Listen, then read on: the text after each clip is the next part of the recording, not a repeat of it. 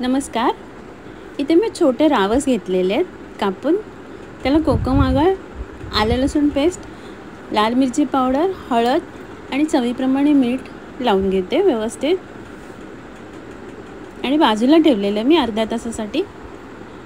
आता तांदळाचं पीठ, रवा आणि लाल मिरची पावडर मिक्स केलेलं ते माशांना लावून घेते.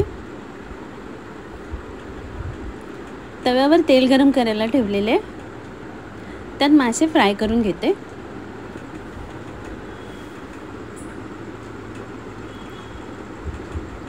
अशा प्रकारे 2-3 वेळा परतून घेते आणि सर्व बाजूने मासे फ्राय करून घेते.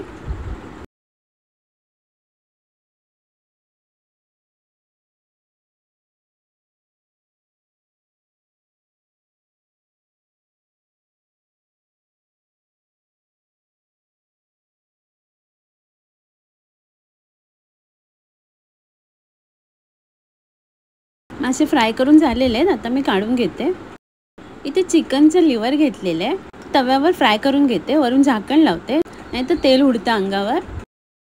अशा प्रकारे झाकण लावून फ्राय करून घेते.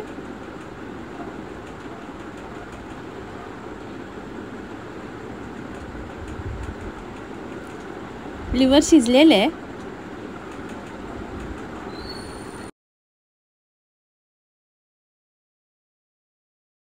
आता त्याला मसाले लावते.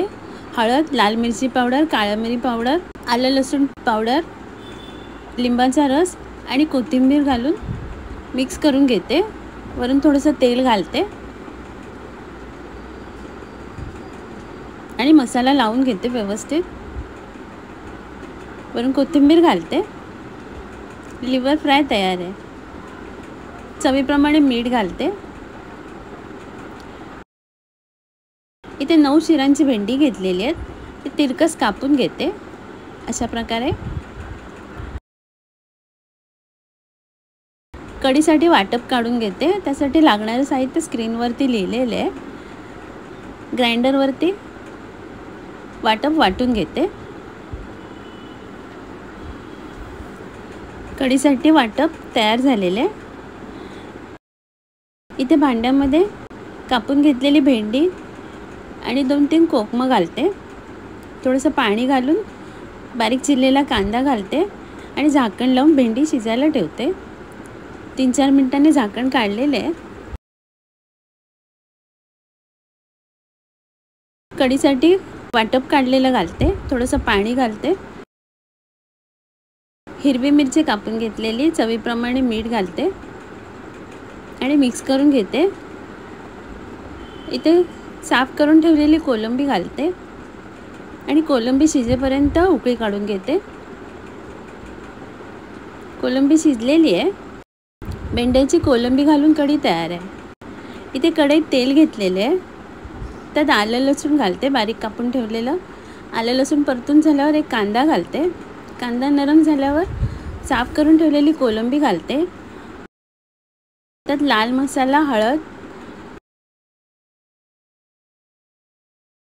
आणि कोकमं घालते आणि मिक्स करून घेते. थोडंसं पाणी घालून पुन्हा एकदा मिक्स करून चवीप्रमाणे मीठ घालते आणि कोलंबी शिजून घेते. इथे कांद्याची पात घालते, बारीक कापून ठेवलेली. मिक्स करून घेते.